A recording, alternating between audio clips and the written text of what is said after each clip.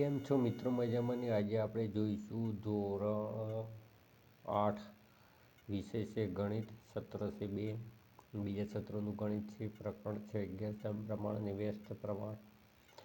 તો ગાળા સ્વાધ્યાય પોથી સોલ્યુશન જોઈશું. તો ચાલો શરૂ કરીએ. સમપ્રમાણ અને વ્યસ્ત પ્રમાણ, પ્રકરણ 11, ધોરણ 8. તો પ્રશ્ન 1 છે, પ્રત્યેક વિધાન સાચું બને એ રીતે ખાલી જગ્યા પૂરો. તો એક રાશિ વધે તો બીજી રાશિ તેટલા જ પ્રમાણમાં વધે, અને જો એક રાશિ ઘટે તો બીજી રાશિ તેટલા જ પ્રમાણમાં ઘટે. તો તે પ્રમાણ ખાલી જગ્યા પ્રમાણ છે. તો એ સમપ્રમાણ છે. પછી એક રાશિ વધે તો બીજી રાશિ તેટલા જ પ્રમાણમાં ઘટે, અને જો એક રાશિ ઘટે તો બીજી રાશિ તેટલા જ પ્રમાણમાં વધે. તો તે પ્રમાણ ખાલી જગ્યા છે. તો મિત્રો, વધવા સાથે વધે તો સમપ્રમાણ, અને ઘટવા સાથે ઘટે તો વ્યસ્ત પ્રમાણ. હવે આપણે જોઈએ ત્રીજા નંબરની ખાલી જગ્યા. તો 6 પુસ્તકોની કિંમત 90 રૂપિયા હોય તો એક પુસ્તકની કિંમત 7 પુસ્તકની કિંમત ખાલી જગ્યા રૂપિયા થાય. તો મિત્રો, અહીંયાની 6 પુસ્તકની કિંમત 90 રૂપિયા છે. એટલે કે 90 ભાગ્યા આપણે 6 કરીએ તો 6 એ 15, 6 90, એટલે કે એક પુસ્તકની કિંમત 15 રૂપિયા હોય. હવે આપણે 7ની શોધવાની છે. તો 15 સીધા કેટલા થશે? 105. તો અહીંયા જવાબ આવશે 105 રૂપિયા. 12 લંચ બોક્સની કિંમત 150 રૂપિયા હોય તો 8 લંચ બોક્સની કિંમત ખાલી જગ્યા રૂપિયા થાય. તો અહીંયા 150 ભાગ્યા 12, 12 એકા 12, 13, 14 ને 15, 3 વધ્યા, 12 દુ 24, 6 વધ્યા, 12 પંચું 60, એટલે કે 12 રૂપિયાને 50 પૈસા થશે. હવે એવા આપણે કેટલા લેવાના છે? 8. તો 0, 8 પંચું 40 ની પડી 0, વધી 4, 8 દુ 16 ને 4 20 ની પડી 0, જે 2 8, 1 8 ને 2 10. તો અહીંયા 8 લંચ બોક્સના થશે 100 રૂપિયા.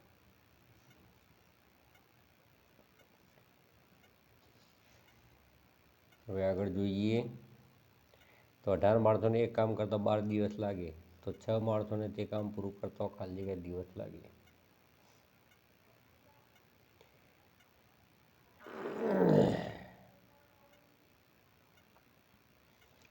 એટલે કે 18 માણસોને એક કામ પૂરું કરતો 12 દિવસ લાગે છે. એટલે કે 18 ગુણ્યા 12.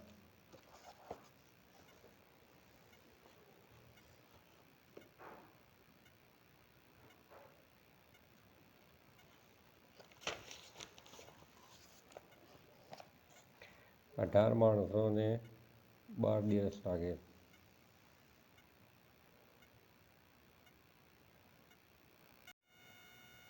મિત્રો, અહીંયા 18 માણસોને 12 દિવસ લાગે તો 6 માણસોને કેટલા દિવસ લાગે? આવી આપણે અહીંયા સમપ્રમાણ તો 6 ગુણ્યા 12 ભાગ્યા 18 થશે. અહીંયા વ્યસ્ત પ્રમાણે કે અહીંયા મજૂરો ઘટ્યા છે એટલે દિવસો શું થશે? વધશે. અહીંયા 18 મજૂરો તો 12 દિવસ, હવે મજૂરો ઘટીને 6 થઈ ગયા, એટલે મજૂર ઘટશે તો દિવસ વધશે. જેમ જેમ મજૂર વધે તેમ દિવસ ઘટે. અહીંયા મજૂર ઘટશે તો દિવસ શું થશે? વ્યસ્ત થશે. એટલે કે 18 જે છે એમને એમ જ આપણે કરીશું. તો 18 ગુણ્યા 12 ભાગ્યા 6 થશે. 6 દુ 12 ને 18 દુ 36. એટલે કે 18 માણસોને કામ પૂરું કરતાં 12 દિવસ લાગે, તો 6 માણસોને તે કામ પૂરું કરતાં 36 દિવસ લાગે. પછી 15 કડિયાને એક દિવાલ ચણતા 4 કલાક લાગે, તો આ દિવાલ 12 કડિયા ખાલી જગ્યા કલાકમાં પૂરી કરી શકે.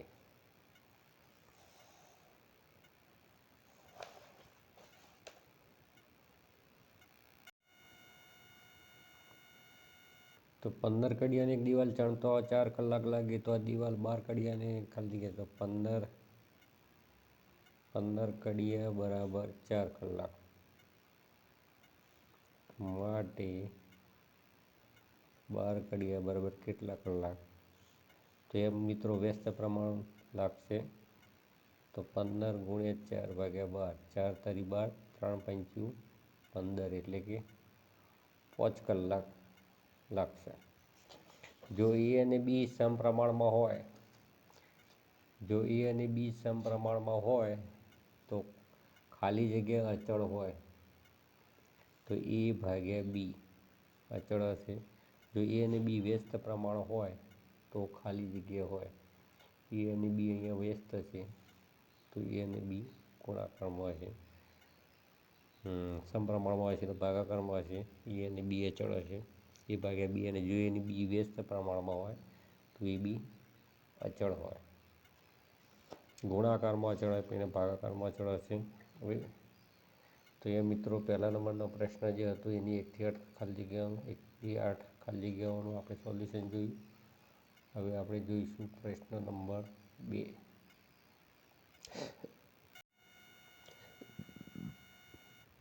દાખલા નંબર 2, કૌંસમાં આપેલા વિકલ્પમાંથી ચાલતો વિકલ્પ પસંદ કરી ખાલી જગ્યા પૂરો.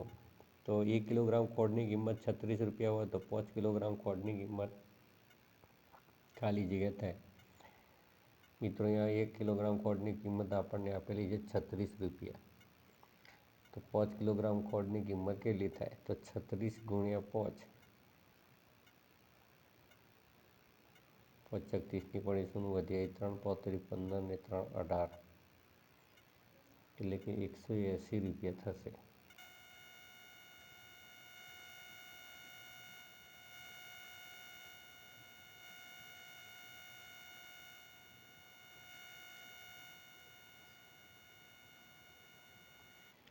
બીજા નંબરનો દાખલો જોઈએ તો 50 કિલોમીટર કલાકની ઝડપે જતી કારને 200 કિલોમીટર કાપવાનું છે. જો કારની ઝડપ 100 કિલોમીટર કલાક કરવામાં આવે તો કાર ખાલી જગ્યા કલાકમાં નિયત સ્થળે પહોંચે.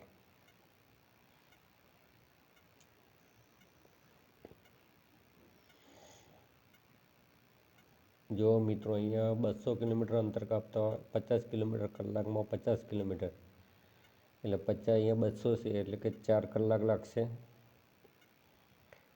તો હવે ઝડપ ડબલ કરવામાં આવી તો 4 કલાકની જગ્યાએ હવે એનો ટાઈમ કેવો થઈ જશે? અડધો થઈ જશે. એટલે કે 2 કલાકમાં નિયત સ્થળે પહોંચશે.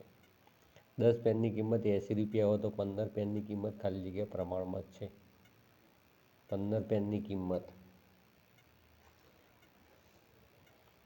તો 10 પેનની કિંમત 80 રૂપિયા, તો 1 10 8 80 એટલે કે બોલ પેનની કિંમત 8 રૂપિયા થાય.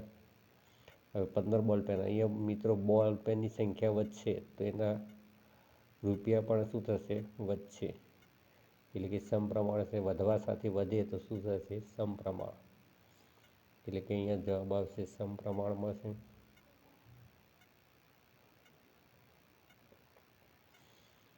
હવે 4 નંબર જોઈએ તો 20 બાળકોને 100 ચોકલેટ વેચાય છે. આ જ ચોકલેટ 25 બાળકોને ખાલી જગ્યા પ્રમાણમાં વેચાશે.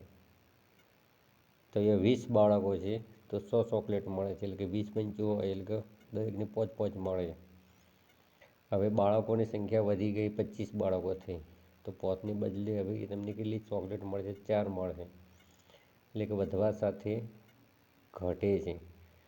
તો એ કેવું પ્રમાણ આવશે? વ્યસ્ત પ્રમાણ. એક્સ અને વાય સમપ્રમાણમાં છે. જો એક્સ બરાબર 20 હોય તો વાય બરાબર 25. જો એક્સ બરાબર 32 હોય તો વાય બરાબર ખાલી જગ્યા.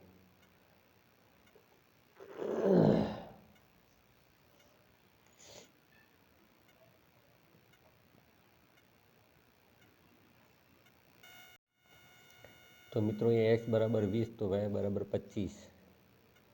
એક્સ બરાબર 20 તો વાય બરાબર 25. તો એક્સ બરાબર 32 હોય તો વાય બરાબર કેટલા? તો એક્સ અપોન વાય થશે સમપ્રમાણ. એક્સ અપોન વાય બરાબર 20/25 બરાબર 32 ખાલી. તો 20 ગુણ્યા બોક્સ બરાબર 32 ગુણ્યા 25. તો બોક્સ બરાબર 32 ગુણ્યા 25/20.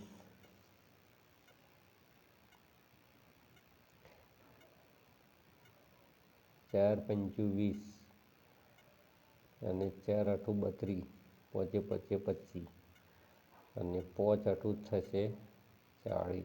એટલે ખાલી જગ્યામાં એટલે કે જે સંખ્યા નથી આપેલી એ સંખ્યા કેટલી આવશે? 40 સમપ્રમાણમાં છે. એટલે હવે જોઈએ તો એક્સ અને વાય વ્યસ્ત પ્રમાણ. જો એક્સ બરાબર 20 હોય તો વાય બરાબર 600 છે. જો એક્સ બરાબર 400 હોય એટલે કે એક્સ બરાબર 20 તો વાય બરાબર 600. એક્સ બરાબર 400 તો વાય બરાબર કેટલા? તો મિત્રો અહીંયા વ્યસ્ત પ્રમાણ છે એટલે કે ગુણાકાર થશે. તો 20 ગુણ્યા 600 બરાબર 400 ગુણ્યા પ્રશ્નાર્થ ચિહ્ન.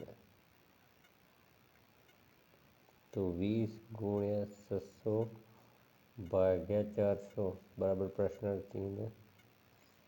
4 પંચું 20 અને 6 પંચું 30 એટલે અહીંયા જવાબ આવશે 30.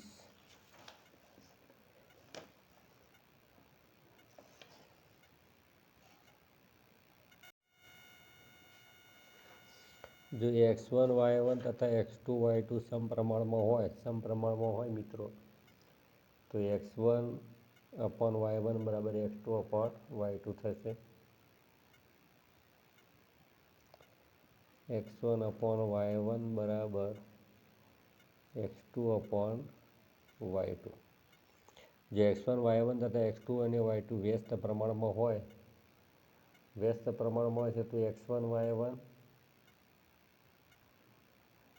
બરાબર x2 y2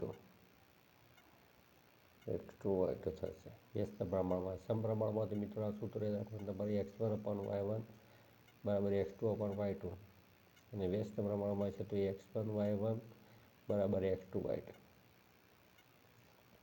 પીનું 8% લખીએ. ટી સમયનું સાદું વ્યાજ ખાલી જગ્યા પ્રમાણમાં છે. એ મિત્રો દેખો, સાદું વ્યાજ હંમેશા દર વર્ષે સરખા પ્રમાણ વધે. જેમ મૂડી વધશે તેમ વ્યાજ વધશે, વધારા સાથે વધશે એટલે કે અહીંયા સમપ્રમાણમાં આવશે. ચોરસની બાજુની લંબાઈ L હોય તો ચોરસની પરિમિતિ ખાલી જગ્યા હશે. તો ચોરસની દરેક બાજુ કેવી હોય છે? સરખી હોય છે. એટલે અહીંયા સમપ્રમાણ. તો મિત્રો આપણે દેખીએ 1 થી 10 નંબરની ખાલી જગ્યાનું સોલ્યુશન. હવે આપણે જોઈશું દાખલા નંબર 3. નીચેના દરેક ક્વેશ્ચનનું અવલોકન કરી આપેલા પ્રમાણ સપ્રમાણ છે કે કેમ તે શોધો. તો મિત્રો દેખો, સમપ્રમાણમાં છે તો x1 y1 બરાબર x2 y2 આવશે. x1 y1 બરાબર x3 y3, x1 y1 બરાબર x4 y4 અને x1 y1 બરાબર x5 y5. બંને પરિણામો સરખા મળશે. એટલે કે x1 y1 બરાબર 12 ભાગ્યા 18 બરાબર 30 ભાગ્યા 45. એટલે કે 6 દુ 12, 6 તરી 18,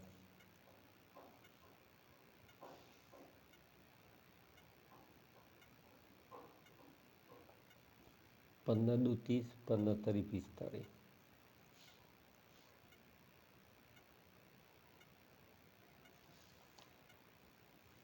તેવી જ રીતે x1 y1 ને આપણે x3 y3 સાથે સરખાવીએ.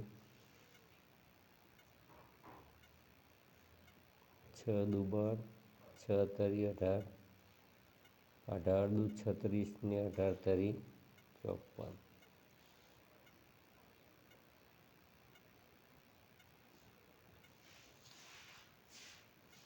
તેવી જ રીતે x1 y1 ને આપણે x4 y4 સાથે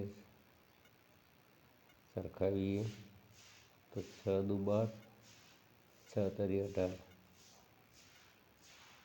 20 દુ 40, 20 તરી 60.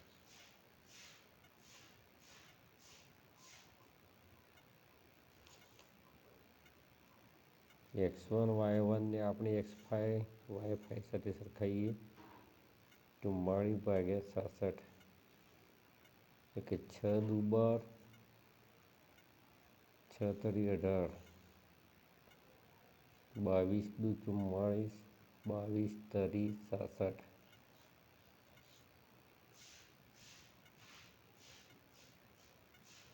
કે મિત્રો સમપ્રમાણમાં છે.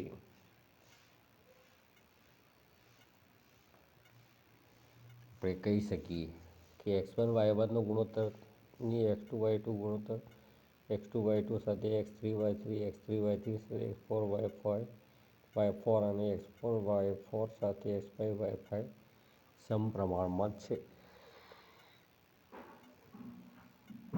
કેમ કે દરેકમાં રેશિયો કેટલો આવે છે? 2/3 2/3 2/3 2/3 2/3 2/3.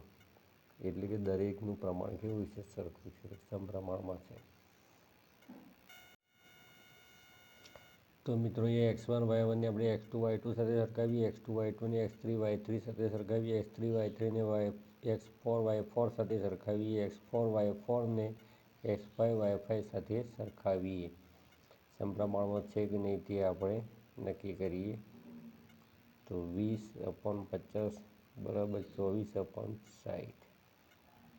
24/60 બરાબર 28/70. 28/70 બરાબર 32/80. અને 32/80 બરાબર 38/95. તો અહીંયા ઉડાડીએ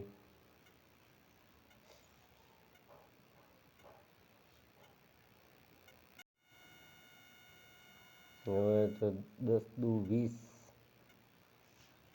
10 પંચું 50, 12 દુ 24, 12 પંચું 60. એટલે કે અહીંયા ગુણોત્તર સરખો જ છે.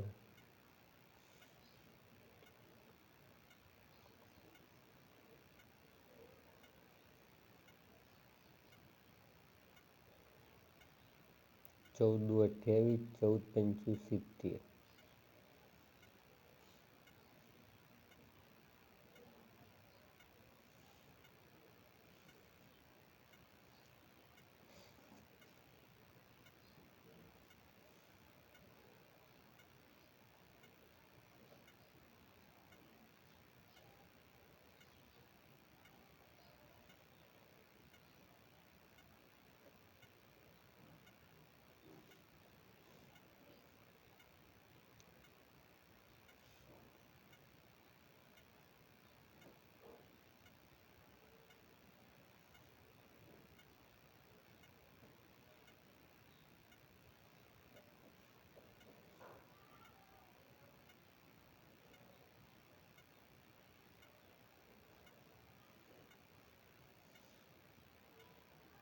સમપ્રમાણમાં જ છે. એટલે કે x1 y1ની x2 y2 સાથે સરખામણી કરી, x2 y2ની x3 y3 સાથે સરખામણી કરી, x3 y3ની x4 y4 સાથે સરખામણી કરી અને x4 y4ની x5 y5 સાથે સરખામણી કરતા દરેક વખતે ગુણોત્તર કેવા મળે? સરખા મળે છે. એટલે સમપ્રમાણમાં છે.